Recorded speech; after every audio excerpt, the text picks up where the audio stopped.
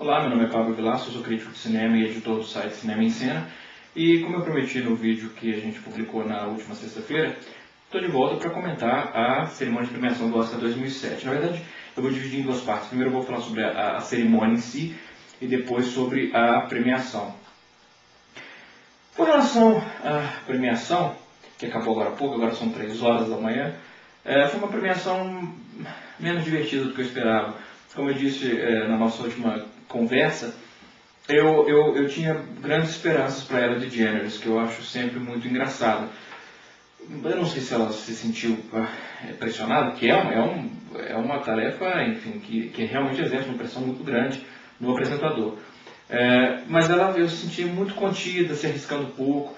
A título de comparação, o Jerry Seinfeld apresentou a categoria de melhor documentário e nos 2 minutos, no máximo, que ele falou, no pequeno monólogo dele, ele foi infinitamente mais divertido que Ellen DeGeneres na apresentação inteira. Então, quem sabe, inclusive, o Jerry Seinfeld pode ser um possível apresentador do Oscar no futuro. Gostei que eles... quer dizer, é óbvio, eu já tinha inclusive abolido essa ideia, não tinha sentido quando no ano retrasado, se não me engano, algumas categorias foram apresentadas no meio da plateia, as categorias menos importantes, né? Apesar da academia dizer que não existem categorias menos importantes. Isso, inclusive, você pode ver esse ano. Os curta-metragistas ficavam atrás de uma bancada lá no fundo da plateia.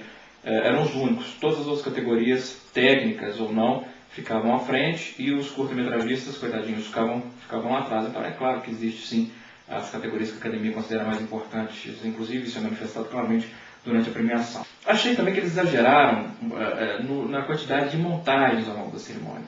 E inclusive a qualidade não foi das melhores. Teve sim a montagem feita pelo Michael Mann, que é um diretor fantástico, fez uma montagem sobre como a América é retratada no cinema e que foi muito eficaz. Isso não é surpresa, porque o Michael Mann, como eu disse, é um cara talentosíssimo. O que me surpreendeu foi a visão crítica que essa montagem trazia em relação ao próprio Estados Unidos, ao próprio país.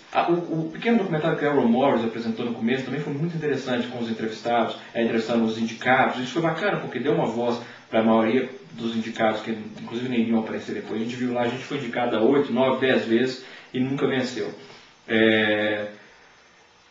Ao mesmo tempo, eles dão a responsabilidade de fazer um clipe sobre a forma como o Hollywood sempre enfocou os roteiristas. Eles dão essa tarefa para Nancy Meyers, que não só é uma roteirista medíocre, para ser bonzinho, como é uma cineasta péssima, para ser bonzinho. E aí ela fez o que é se esperar que uma pessoa como Nancy Meyers fizesse. Fez uma montagem que é basicona, cheia de clichês, para mostrar, meu Deus, para mostrar a dificuldade, ilustrar a dificuldade dos roteiristas em escrever. Ela usou o tema do Missão Impossível, que é coisa mais clichê do que isso. Então foi frustrante. Já a sequência do In Memoriam, falei como se fosse, né, ter uma expressão em inglês, In Memoriam, foi comovente como sempre é.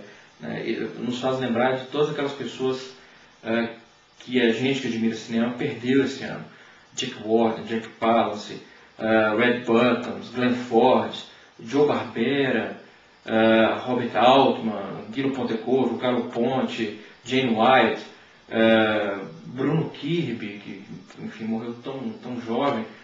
Então é sempre muito comovente. Aliás, é sempre a parte da cerimônia que me dá um nó na garganta. Uma decisão interessante da academia, uma tentativa, foi de ilustrar também para o espectador comum, aquele que não tem conhecimento mais técnico, teórico de cinema, o que cada categoria envolve. Por exemplo, quando eles apresentaram os figurinos, vários exemplos de figurinos, de cada um dos 5 indicados, o melhor figurino no palco, isso foi uma forma interessante de ilustrar o trabalho daquelas pessoas. Assim como na montagem, como ele já vem fazendo há alguns anos, eles tentaram ilustrar, de certa forma, a seleção de planos envolvidos na montagem de uma cena.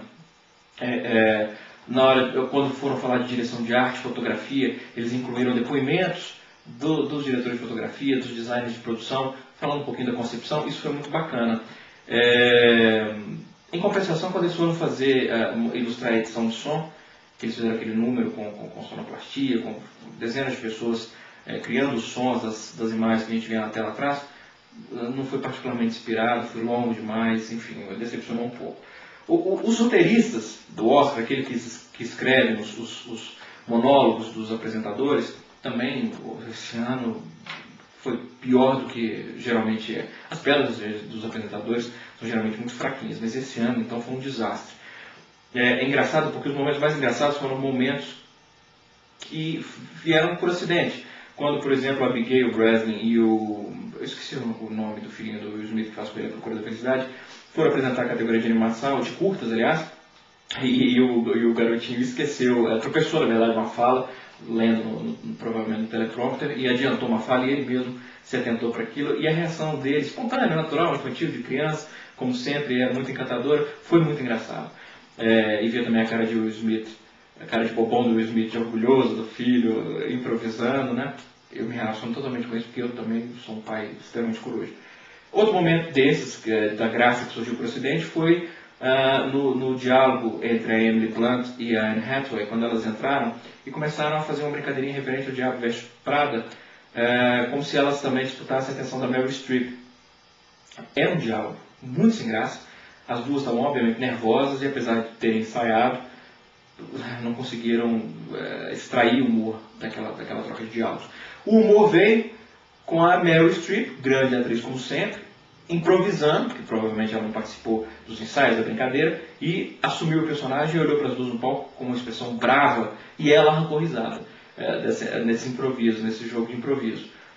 Outro detalhe interessante que eu achei durante a apresentação, quando a Jennifer Lopez foi apresentar as músicas do Dreamgirls, e ela menciona que o Dreamgirls é uma adaptação da história da Motown, e isso foi de uma infelicidade por parte dos roteiristas, porque há 2 dias a DreamWorks e a Paramount foram obrigadas a publicar, praticamente obrigadas a publicar anúncios de página inteira na Variety, no Hollywood Reporter, se desculpando com o Gordon Berry Jr., o criador da Motown, dizendo que o filme não tinha a intenção de ilustrar a história da Motown, que era fabulosa, e o filme pinta o Gordon Berry como um cara inescrupuloso, é o personagem do Jim Fox no filme. E aí eles publicam esse anúncio dizendo que não tem nada a ver com a Motown. 2 dias depois a Academia oficialmente, uma cerimônia transmitida para 1 bilhão de pessoas no mundo inteiro, diz o filme é a história da Motown. Isso foi curioso. Em relação aos discursos, sempre me constrange muito quando sobem várias pessoas no palco para receber um prêmio, e uma delas corre para o microfone para falar na frente de todo mundo, e a gente vê os outros atrás, doidos para falar, e o cara monopoliza o microfone. Quando chega a vez do outro, o cara tenta falar, a banda interrompe, a orquestra interrompe. Isso é sempre muito constrangedor para mim. E é engraçado, eu fico constrangido para o cara que está monopolizando o microfone. É um papelão, eu fico imaginando que ele sempre deve ser xingado pelos outros depois.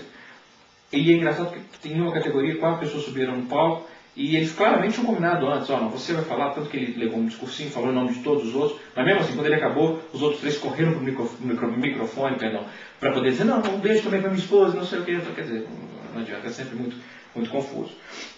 Os discursos, aliás, foram extremamente burocráticos esse ano, nenhum discurso inspirador ou particularmente emocionante. Até o Scorsese, tanta gente esperando há tanto tempo para ele ganhar, ele foi aplaudir de pé, e depois de todos esses anos, quando ele ganha, ele sobe no palco e começa a desfiar um rosário de nomes, né? Quer dizer,